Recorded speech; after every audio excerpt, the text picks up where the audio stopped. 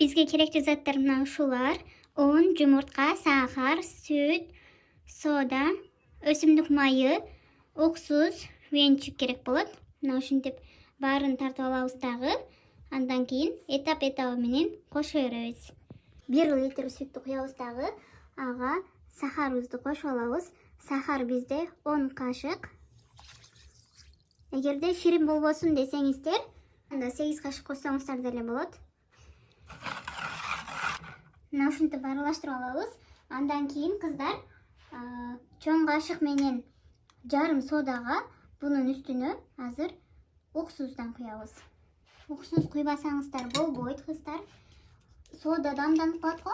Ошондо болот. Мен дайыма эле кошконго аракет кыламын.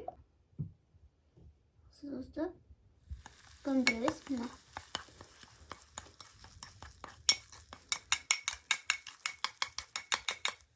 Ушундай кылабыздар. Эми буну бул жака куябыз.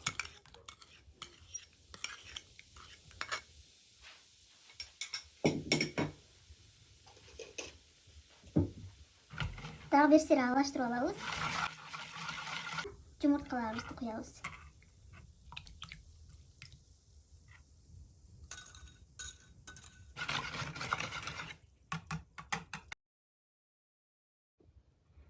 Ушинтип жакшылап чайып алдык. Андан кийин биз майыбызды куябыз. Майдан 10 кашык.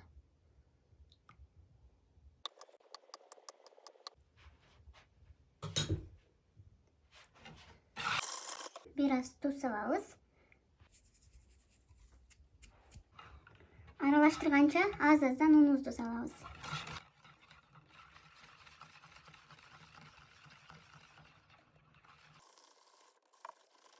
Полный аралаштырып алдык. Эми бул 10-20 минутага тыныктырып турабыз ушул бойдон. Блинчибизди уже пишире баштайбыз. Блинцаны кызытып туруп, мына ушундай картошканы вилкага сайып аласыздар дагы. Карасаңыздар. Бул жака майды куйдум.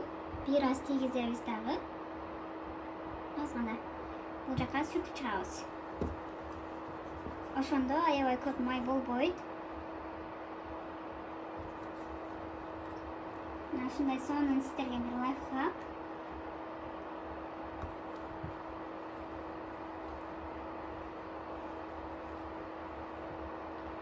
Эми блинцаны кызытабыз.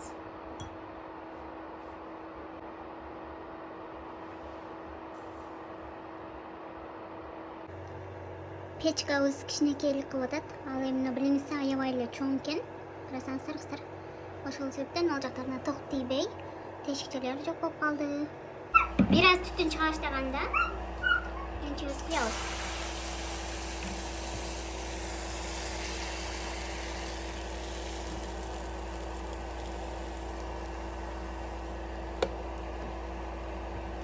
Мына ушинтип тешикчелер пайда боло баштады. Карасаңыздар кыздар.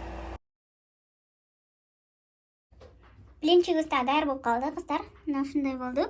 Аябай көп болгон болчу. Балдарым, инелерим бирден келип жеп, уже ушул эле калды. Карасаңыздар. Эми буга азыр ортолоруна сгущенка, же болбосо сметана, алда болбосо творог, ушуларды сүртсөңөр болот.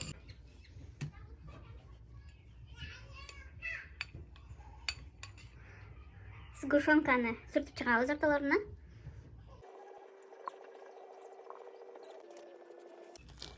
Эми творог салабыз кыздар.